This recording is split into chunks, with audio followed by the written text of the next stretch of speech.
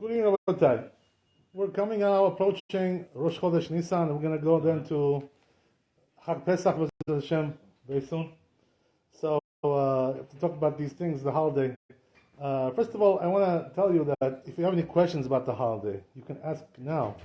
If there's anything you want to talk about, the Kashrut, all kinds of things about the holiday, any questions, we can take those with Hashem. We'll try to answer them as the best as we can. Number one. Number two, also, let's talk about a little bit how the holiday proceeds, right? First of all, I guess the most important thing is to talk about the kashrut, maybe, of the motzarim, the food that we buy. What's kosher for Pesach, what's not kosher for Pesach. So, we have to understand how that works, right? So the truth is, that today, Baruch Hashem, we have hechsherim, we have hashgachot. It says kasher Pesach. So if you see something like that, and it's a reliable hashgacha, so you can rely on that. That's okay, that's fine. It's, OU is okay, not too bad. Pretty good OU. And also there are hechshers that are more stringent than the OU, all kinds of other hechshers. But anyway, what about if something doesn't have a hechsher, So I'll give an example. For instance, why is it that you need a hechsher on shtiyah, like cola, drinks, soft drinks? What, there's chametz in the soft drinks? Coca-Cola, Sprite, they have chametz in it? So why do you need a hechsher on these things? That's the question, I'm sorry? Right, so what's the purpose of that? What do you need it for? If it's, is it kosher for Pesach or it's not? All year round, right? Let's say all year, okay? It's Coca-Cola, Sprite, and things like this, Kosher for Pesach or it's not kosher for Pesach? What's in there? Is chametz in there? Only for Pesach they have to buy. So the truth is, I must tell you, that the whole problem with the drinks, these Coca-Cola and Sprite, the problem is only for Ashkenazim, not for Sfaradim. You understand? You know why that is? Because here in America, they use corn syrup, to sweeten the drinks. Corn syrup. They don't use really sugar so much. In Israel, they use more sugar, to make over there. But here, they use more corn syrup. So corn syrup, what is corn syrup? Chametz? No, not chametz. So then what is it? It's kitniot. Corn is kitniot. You understand? So we Sfaradim, we eat kitniot, right? You eat rice on Pesach? You eat? You eat, right? So corn is the same thing. Corn syrup is the same thing. So therefore the truth is that for us, the Sfaradim, we don't need special drinks, for Pesach, kosher Pesach. We don't need that. There's no reason to buy only kosher Pesach. You know what's going to be, right? If you buy kosher Pesach only, you're going to pay much more money, right? Instead of $2, you pay $4. Why am I paying $4? Kashrut Pesach to $4. Well, so what? What did you put in there? Gold? What did you put in there? What's in there? For us, you understand? Corn syrup is kosher for the Pesach. So we don't need special drinks for Pesach. Most of the drinks that we have today, I never saw any drink in my life, honest with you. Honestly, all these drinks that we have, there's chametz in there. No such a thing like this. Most of the drinks that we have today, no chametz. Beer. Yeah, I'm sorry. No beer. Beer, vodka. Oh, okay. So beer is something else. Beer is 100% chametz. That's something else, right? That's a different story. I'm talking about soft drinks, right? You're talking about alcoholic stuff, That's a very different story, right? Right, no drink. right, for sure. Yeah, it's good that you mentioned it. Right? So beer is 100% chametz. Why? Because they make it out of bread, so the wheat and grains, all kinds of grains. So these are the 100% chametz beer. Vodka, yes and no. Could be yes, could be no. Sometimes they make it from bread. Sometimes they make it from potatoes. Sometimes they make it from all kinds of things. So you have to know what it's made of. The vodka. How is it made? But whiskey. I remember a couple of years ago, somebody called me about whiskey, They called me about this, and they said they bought, the Johnny Walker, right? This whiskey, the famous one. So I called the company, I called them, and I asked them, I said, what's in your whiskey? It doesn't say on the whiskey what's in there, the ingredients, doesn't say, So what is it, a secret? Why don't they write the ingredients? They told me that they use barley, so barley is chametz, So the truth is that whiskey, you have to be careful with whiskey. Don't drink whiskey on Pesach, because it's barley. There's barley in there. Unless it's kasher Pesach, I don't know if you're going to find kasher Pesach whiskey. Maybe there is. There is. Barley is chametz, right? Yeah, that's for sure. Yeah.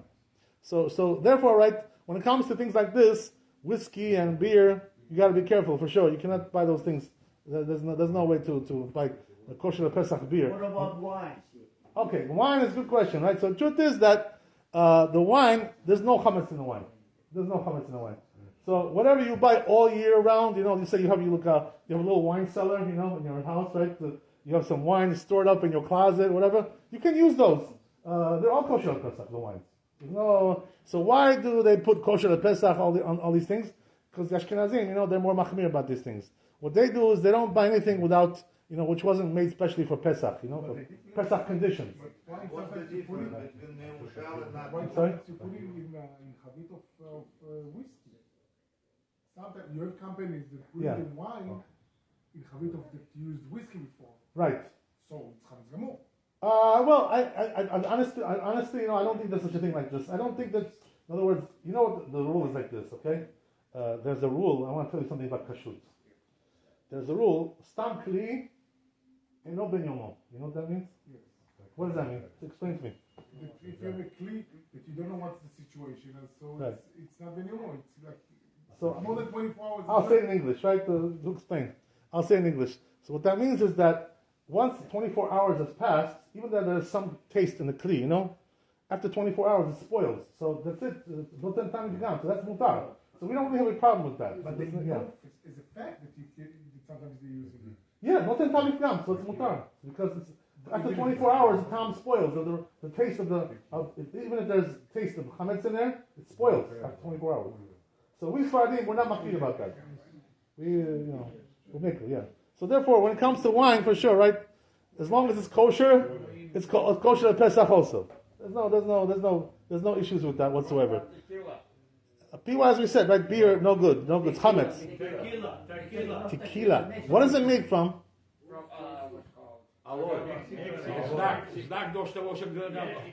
What is it made from, tequila? If it's made from grains, like wheat and barley, you're not allowed to use it. So what did they put there? So we have to find out, right? We have to find out. How can you drink without kosher for Passover if you don't know what's in the drink? You don't know what's in the drink. How are you making it? I'll tell you a secret, my friend Jonathan. I'll tell you a secret. 100 years ago, even maybe less, there was no hechsher anywhere, nothing. The concept of hechsher came the last 100 years. So what do you think they were doing before that? They wouldn't drink. No, they drank, believe me. They drank wine. You look at the Shulchan Aruch, right? They drank wine, they drank everything. So the truth is, that according to halakha, if you look, by the way, in all the Sfarim, the Rambam, Shulchan Aruch, according to halakha, a food doesn't really need a hechsher. Doesn't need to eat food.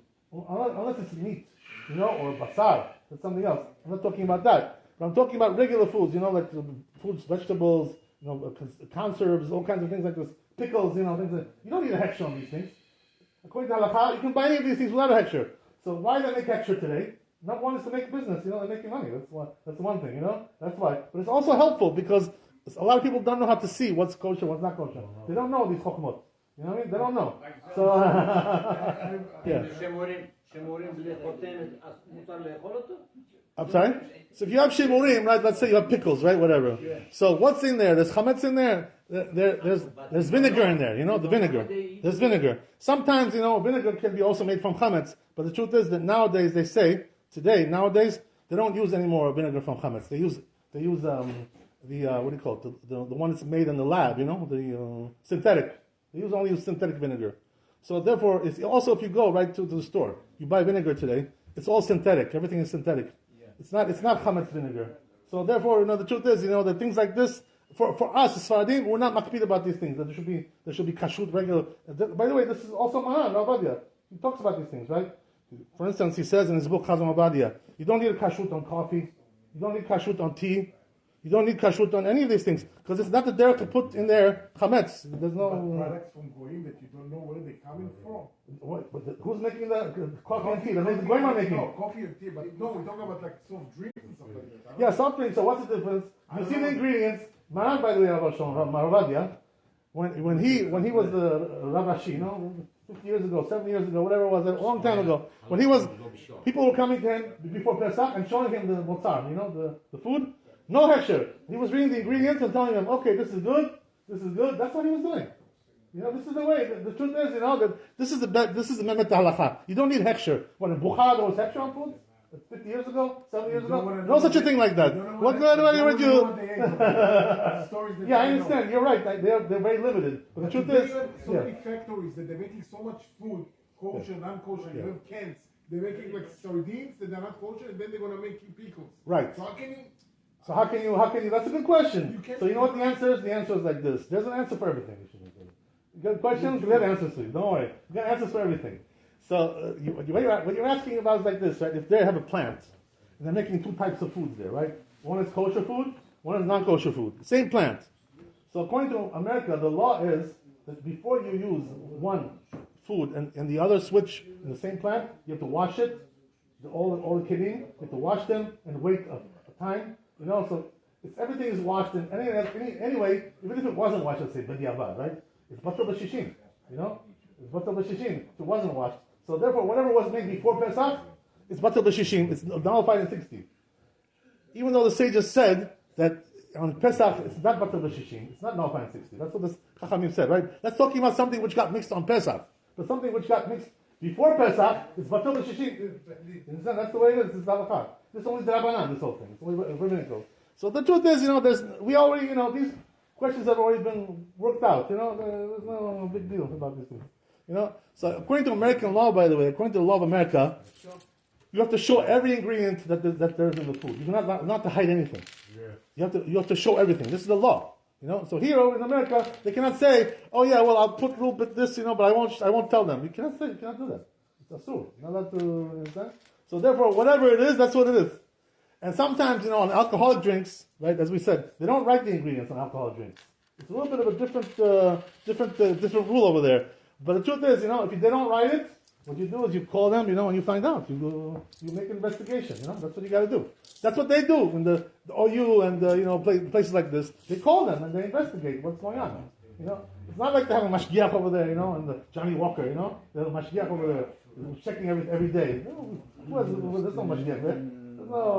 That's not the way the OU operates. Oil. Same thing with oil. The oil is kosher at Pesach, for sure, right? For us, all the oil is kosher at Pesach. The Ashkenazim, they don't use corn oil, corn, they don't eat, right? That's kitniot. There are certain things like this, they don't eat. Sunflowers. Right, sunflowers, right. We eat all these things, For us, all the oil is kosher. Everything is kosher, So this is the vegetable oil, yeah. Even you have OU and on the sticker, OU. Yeah, so the Ashkenazim, they don't eat kitniot. This is the problem for them, you know what I mean? So they for them, it has to be no sunflowers, no corn, no rice, right? All these things, nothing there. That's what it's all about. אין לך חותמת OU. You can use that? 100 years ago, there was no OU. We were not eating nothing. We were eating, Baruch Hashem. We were eating. So what happened now? All of a sudden, the halacha changed. It doesn't really. This is all business, It's all they're making money. It's also good because it's teaching us, to know what to buy, what not to buy. It's helpful, But it's also business, It's money. Believe me, the OU they're eating very good, Baruch Hashem. The stomachs are very full over there. They're eating very good. They have a lot of money, millions of dollars coming in there. And badats in the Haradit, They're doing very well. Believe me when I tell you. So what's the rule? Bottom line is like this. I don't want to make you too crazy. Bottom line, what's the bottom line, right? So the best thing, if you can find something which is kasher Pesach, so that's great, buy it, But it doesn't mean that if something doesn't say kasher Pesach, it's taref Pesach. Doesn't mean. What you should do is go ask a rabbi, who knows these things, these halachot, and ask him, is this kosher? This is not kosher. This is what Maran used to do, Maran Avadia. People used to come to him, he used to tell them, this is kosher, this is not kosher, this is good, this is not good. That's the way it is, That's what a rabbi has to do. So, but there are some chachamim today, they say today it's different, They claim like this. A little bit different today. Why? Because now the ingredients are so complicated, so sometimes a person doesn't know what this is, like all kinds of synthetic ingredients that they put in there. Sometimes, there's like 20 ingredients, 30 ingredients. So do you know each one, what it is? Do you know what it's talking about, all these things? So the answer is yes. If you really want to know, you can know. How do you know? Very simple. What you do? He's got his phone there, right? Go on Google, and punch in the ingredient. They'll tell you exactly how it's made. There's no ingredient today you can't check on Google what it is. So if a chacham is really, has knowledgeable about these things, All he has to do is open the Google, tuk, tuk, tuk, tuk, tuk, tuk. That's it. He knows exactly what's in there, what's going on there.